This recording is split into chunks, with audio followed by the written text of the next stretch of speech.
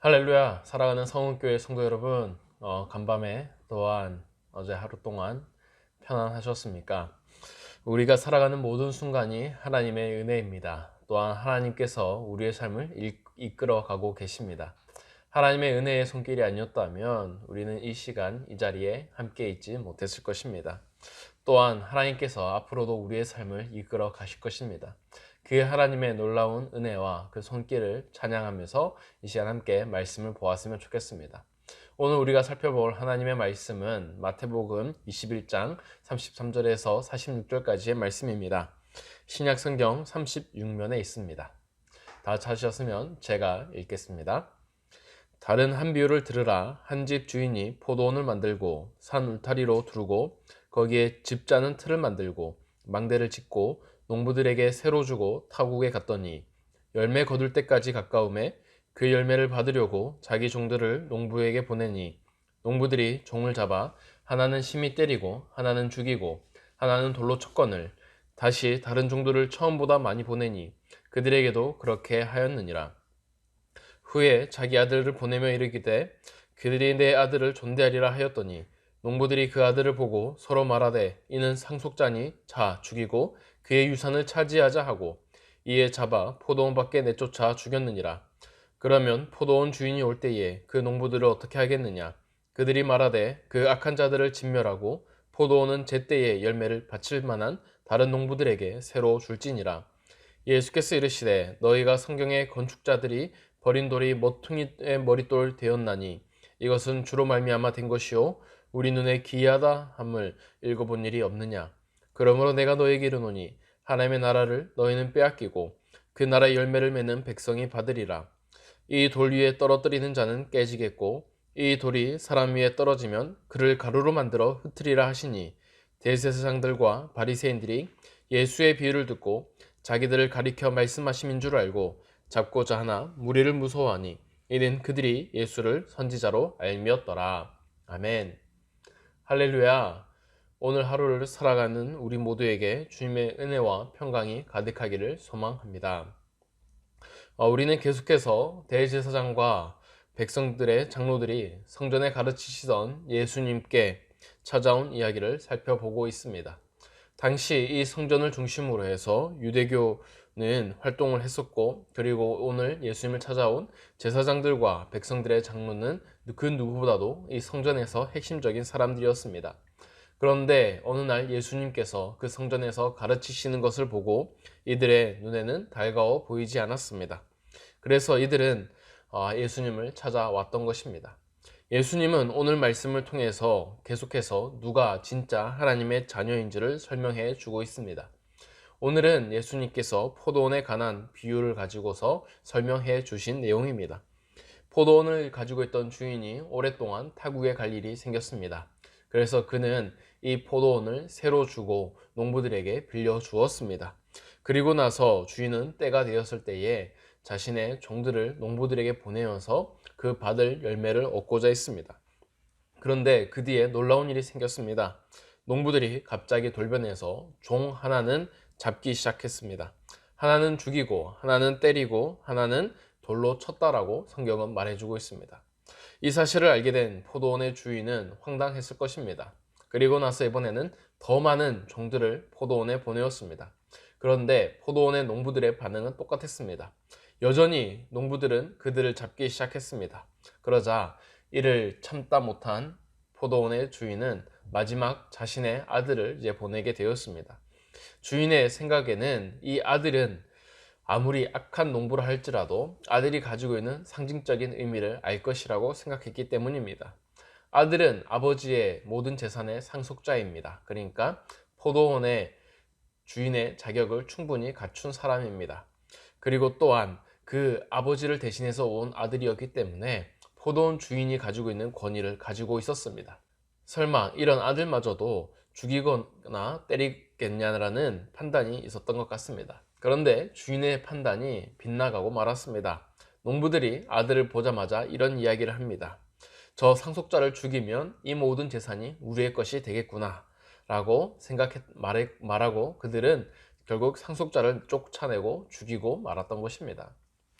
여기서 우리가 포도원의 농부들의 어떤 실수를 했는지를 우리가 한번 살펴볼 수 있습니다. 이들은 주인 대신에 포도원을 가꾸고 있습니다. 주인이 새를 주었고 자신들에게 맡겼기 때문에 포도원 농부들은 이 포도를 얻을 수가 있었습니다.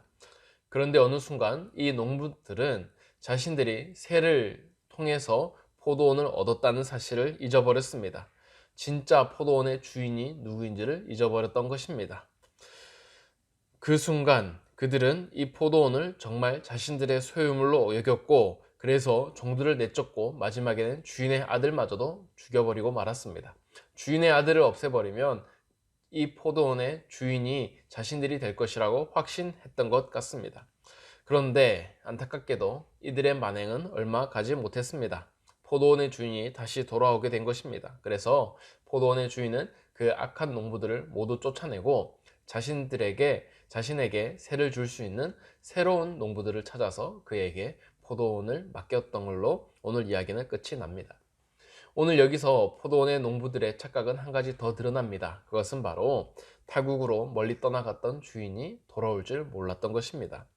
그들은 주인이 다시 돌아올 줄을 예상하지 못했던 것 같습니다. 그래서 그들은 이 포도원이 자신의 것으로 생각했고, 그리고 포도원 주인이 다시 돌아왔을 때에 어떠한 형벌을 당할지를 예상하지 못했던 것입니다. 마침 몇 년 동안 포도원의 주인이 보이지 않자 그들은 영영 주인이 돌아오지 않을 것으로 여겼던 것이었습니다. 이 포도원의 이야기에서 주인은 하나님입니다. 하나님은 우리에게 각자의 삶에서 이 땅에서 무엇을 해야 되는지, 그리고 어떻게 살아야 되는지 각자의 영역을 맡기셨습니다. 그런데 우리는 마치 어떠한 모습을 띠게 되냐면, 하나님께 받은 삶을 마치 우리의 것으로 생각하고 살아가고 있다는 것입니다. 이 땅에서 받은 모든 것들을 우리의 소유물로 생각하고 그것을 우리의 전리품으로 여기면서 살아갑니다.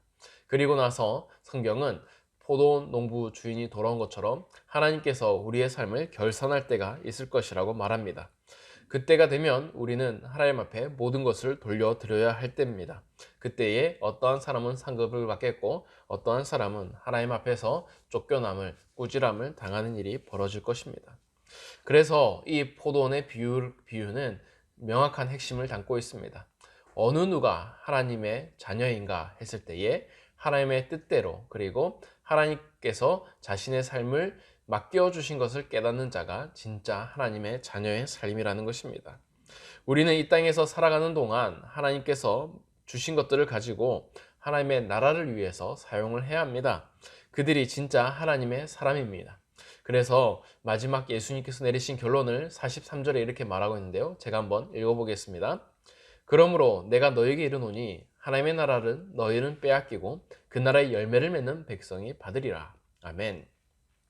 지금 이 말에는 이 땅을 자신의 것으로 생각한 부유한 사람은 이 하나님의 나라에서 빼앗기는 삶을 살겠다라고 말하고 있습니다. 나중에는 자신의 모든 삶의 소유물을 빼앗긴다는 것입니다. 하지만 하나님께서 자신을 심판하실 때를 믿으면서 하나님의 나라의 열매를 맺고자 애쓴 사람들에게 예수님은 그 나라를 얻을 것이라고 말씀하고 있습니다. 사랑하는 성도 여러분, 여러분은 어느 삶에 속해 있는 사람입니까? 이 땅을 살아가는 우리의 마음가짐은 어떠합니까?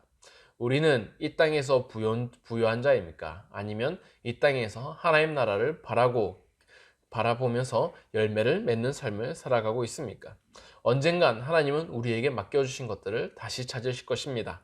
그때 우리는 하나님 앞에서 삶의 결산을 해야 합니다. 그리고 우리는 하나님 앞에 자신의 모든 것을 드리면서 하나님 앞에 감사의 뜻을 구하는 우리의 삶의 태도가 필요한 것입니다. 사랑하는 성도 여러분, 오늘 하루를 살아가시면서 또한 우리의 삶을 돌아보면서 우리에게 주어진 것들이 하나님의 선물임을 기억하면서 그 하나님의 영광을 위해 살아가는 모든 성도님 되시기를 바랍니다. 우리 함께 그러한 마음으로 세 가지를 놓고 기도했으면 좋겠습니다. 첫째는 우리의 모든 것이 하나님이 잠시 맡겨주신 것임을 깨달으며 살도록 기도하시고, 이어서 이 땅에서 하나님의 자리를 차지하지 않고 하나님의 나라를 위해 살아가는 그런 우리의 삶이 되도록 기도하시고, 마지막으로 교회 건축 가운데에 하나님의 손길이 임하도록 기도했으면 좋겠습니다. 이 시간 함께 기도하겠습니다. 사랑이 많으신 하나님 아버지, 오늘 우리의 삶을 주심을 감사합니다. 우리의 삶이 하나님의 은혜로 이루어져 있습니다. 하나님께서 주시지 아니한 것은 하나도 없음을 고백합니다. 그런데 하나님, 우리가 살아가면서 이 세상을 나의 것으로 착각합니다. 내 주변에 있는 것들, 내가 누리고 있는 것들 모두 나의 것으로 생각합니다. 주님, 아닙니다. 이 모든 것들은 하나님의 것들입니다.